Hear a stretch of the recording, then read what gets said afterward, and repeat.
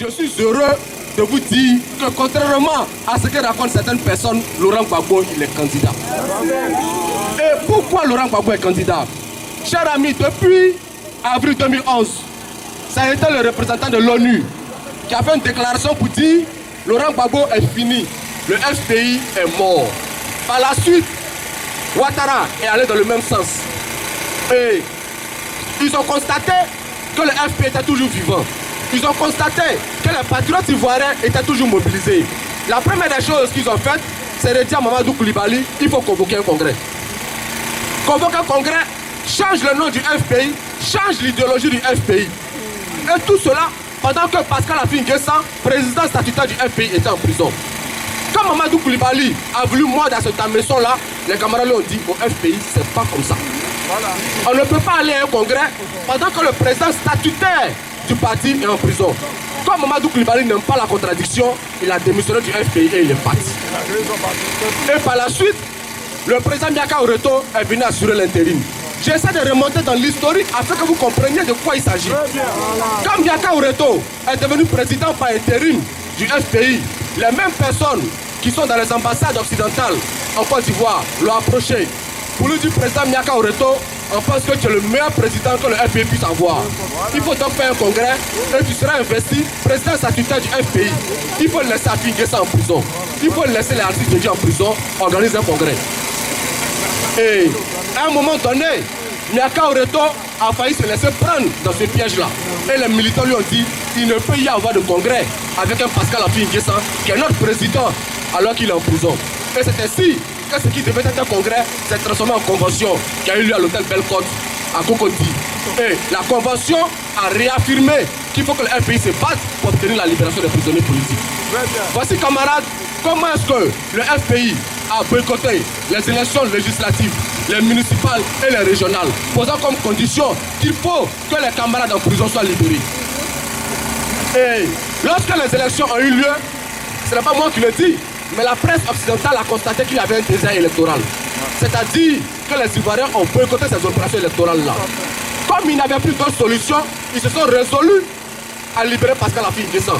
Ils se sont résolus à libérer le gardien du temple, Sangara Aboudraman. Et ils se sont résolus à libérer tous les cadres du FPI et de la majorité présidentielle qui étaient en prison. Voici comment, camarades, Pascal Affi N'Guessan recouvre la liberté. Et voici comment l'intérim du président Miaka Oreto prend fin. Aujourd'hui, Pascal Affi N'Guessan est redevenu président. Et ce que les camarades lui ont demandé, c'est de dire que nous avons employé une stratégie qui a marché. Nous pensons que c'est la voie qu'il faut suivre pour obtenir la libération de tout le monde. Et c'est ainsi que le FPI a obtenu le boycott du recensement général de la population. Et nous avons boycotté ce recensement-là pour montrer qu'on ne peut pas prétendre construire la Côte d'Ivoire en excluant les opposants politiques. Et ce boycott-là a été une réussite. Quand ils ont vu que les Ivoiriens refusaient de se faire enrôler, ils ont appelé le président Pascal Affi N'Guessan pour le convaincre de lever le montant de boycott. Il a donc retourné à une réunion du FPI où il a proposé que le montant soit levé. Le président Pascal Affi N'Guessan était pour que le montant de boycott soit levé. Comme le FPI est un parti démocratique, il a été mis en minorité et le boycott a été maintenu. Parce que dans ce temps-là, on nous disait, levez le boycott et on va libérer 150 de vos prisonniers. Levez le boycott et on va dégeler 50 comptes.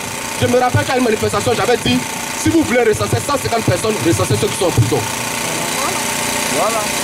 Donc, voici l'état dans lequel se trouvait la lutte, jusqu'à ce qu'un débat sur la commission électorale indépendante arrive.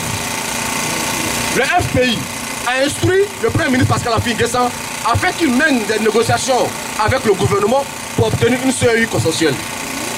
Et pendant que on pensait que le Premier ministre Pascal Affi N'Guessan reviendrait rendre compte au FPI, on apprend que Alain Togou représente le FPI au sein de la commission électorale indépendante.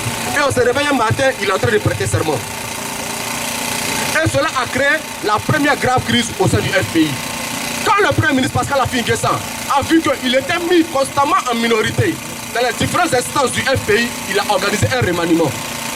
Un remaniement qui consistait à nommer les personnes qui partageent son point de vue dans les différentes instances afin d'avoir une majorité numérique. Et alors vote. Donc, le comité central du FPI s'est réuni et a voté. Et l'option qui était pour que Dogu soit maintenu à la CEI, ils ont perdu. C'est-à-dire que, dès cet instant, Dogu devait rédiger sa lettre de démission de la CEI. En lieu et place, il a plutôt suspendu sa participation. C'était la première trahison. Parce que la démocratie n'est pas parfaite. Mais elle a ceci de particulier que lorsque la majorité décide, on s'aligne. Donc, camarades, voici en ce qui concerne la CEI. Et aujourd'hui, qu'est-ce qu'on constate? On constate que de plus en plus, ils ont créé ce qu'on appelle l'AFD, l'Alliance des forces démocratiques. Et nous pensions que l'AFD allait permettre de fédérer les forces vives en Côte d'Ivoire pour mener le combat, pour que notre pays recouvre sa liberté. En lieu et place, l'AFD est plutôt un groupuscule de personnes qui veulent aller à des élections en 2015 avec Ouattara. Et nous disons que nous ne sommes pas d'accord. Et c'est pourquoi nous avons souhaité et obtenu que Laurent Gbagbo soit candidat. Parce que depuis avril 2011, la CPI nous fait un chantage honteux. On nous dit, si vous voulez que Laurent Gbagbo soit libéré, il faut qu'il ne soit plus populaire. On ne peut pas libérer Laurent Gbagbo parce qu'il est trop populaire. Même au décès de sa mère, on nous dit, on ne peut pas faire accepter que Laurent Gbagbo est en Côte d'Ivoire parce que ça peut créer des troubles.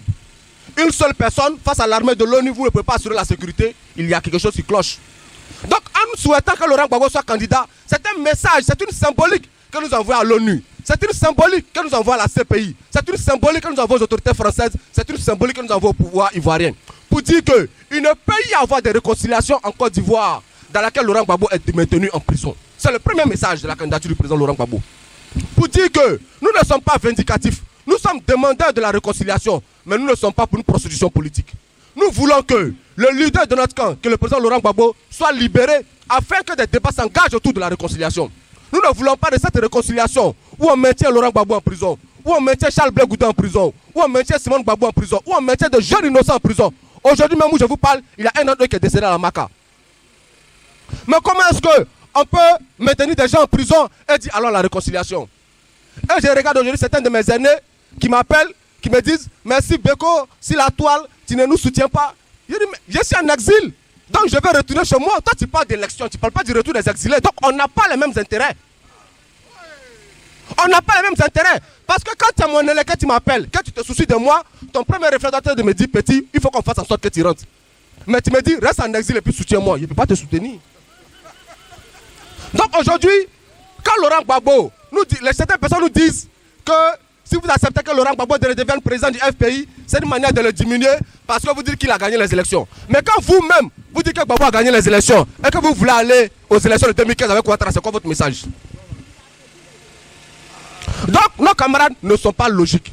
Et notre rôle, c'est de les taper dessus pour dire revenez sur le chemin. Et c'est pourquoi je tenais à dire que ce combat-là, il nous appartient.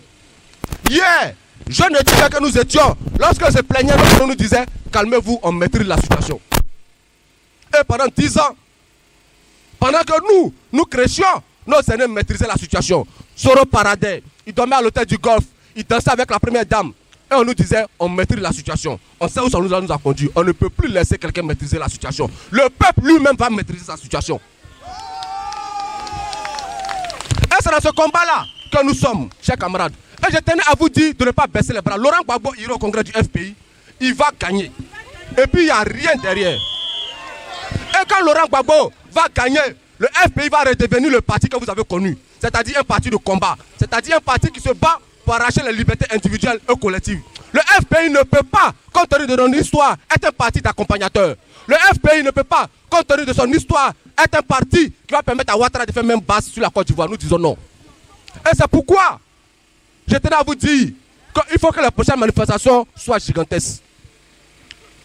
Je ne peux pas accepter que, aujourd'hui, que nous sommes à un point décisif de cette guerre-là, certains des nôtres baissent les bras. Ne vous laissez pas abattre. C'est la partie la plus intéressante dans laquelle nous rentrons. Parce que lorsque Laurent Gbagbo sera à nouveau président du FPI, et qu'on va vouloir négocier, on va leur montrer la route de celui avec qui ils doivent négocier. Et celui-là, il a la haie. Nous ne pouvons pas accepter, chers amis, que Charles Blé Goudin, qui a battu le pavé pour nous, soit en prison, et certaines personnes qui prétendent par le nom de la jeunesse ivoirienne veulent aller aux élections. Mais Charles Blé Goudin, jusqu'à preuve du contraire, c'est le leader naturel de la jeunesse ivoirienne. Et Laurent Gbagbo est candidat, et c'est un faux semblant. Mais on n'est pas informé. Tu n'es pas informé, mais appelle-le. Parce que Laurent Gbagbo est en prison, mais il reçoit des appels et il passe des appels. J'ai dit aujourd'hui que, malheureusement, je ne suis pas Pascal Affi N'Guessan, mais à sa place, j'aurais été le premier à courir pour déposer la candidature de Gbagbo et m'improviser comme son directeur de campagne. C'est cela que nous attendions du président Pascal Affi N'Guessan, qu'il dépose la candidature du président Laurent Gbagbo pour passer un message clair à tous ceux qui le maintiennent en prison. Parce que vous pensez que Laurent Gbagbo est prêt à venir diriger le FPI. Laurent Gbagbo n'est plus au stade de diriger le FPI. C'est nous qui lui disons que la meilleure manière pour nous de ne pas t'abandonner, c'est que tu sois au devant de nous. Et il a fallu batailler dur pour que Laurent Gbagbo accepte de revenir candidat. Donc dites à vos amis, dites à vos parents que Laurent Gbagbo n'est pas candidat contre Pascal Affi N'Guessan. Laurent Gbagbo est candidat parce que le peuple le souhaite. Laurent Gbagbo est candidat pour passer un message, pour travailler pour sa libération. Parce que pendant 3 ans, il est resté silencieux. Et tout dernièrement, il a permis que le livre de Mattei sorte. C'était le premier message pour dire que désormais, il se met dans une poursuite de combat. Le deuxième message, c'est sa candidature à la tête du Front populaire ivoirien.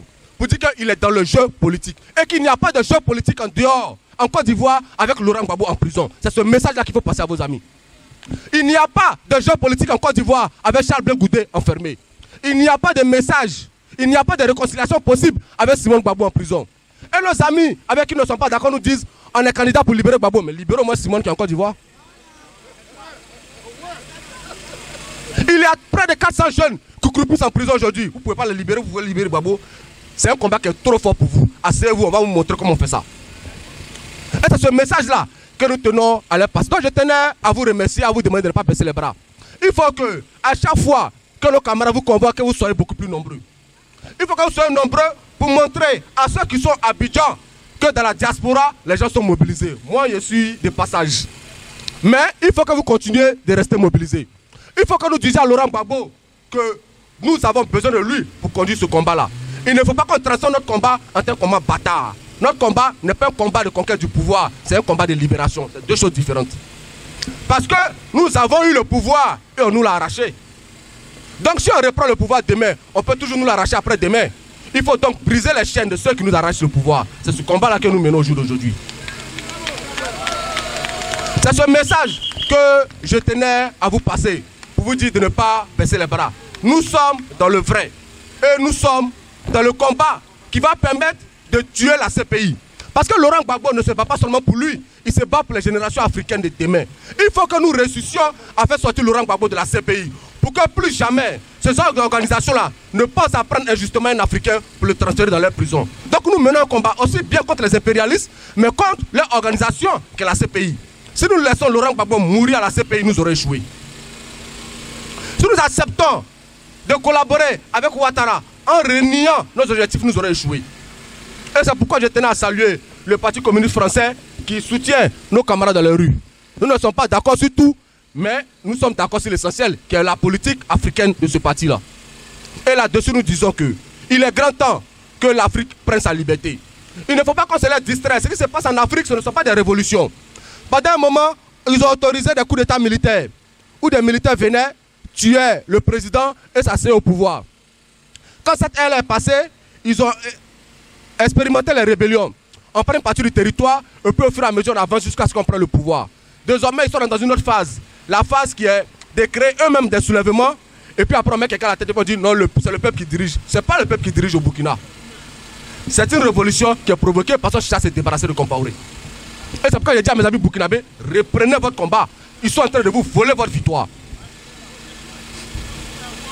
Et c'est ce qui se passe aussi au Gabon, où ils sont en train de se préparer à se débarrasser de notre personne. C'est ce qui se passe au Congo, où ils vont se préparer à se débarrasser de Sassou. Ce ne sont pas des révolutions. Ce sont les camarades qui sont instrumentalisés et l'Occident va leur voler leur victoire. Nous ne voulons plus de victoire par procuration. Et c'est ce message que je tenais à vous saluer. Que Dieu vous bénisse. Que Dieu bénisse la Côte d'Ivoire.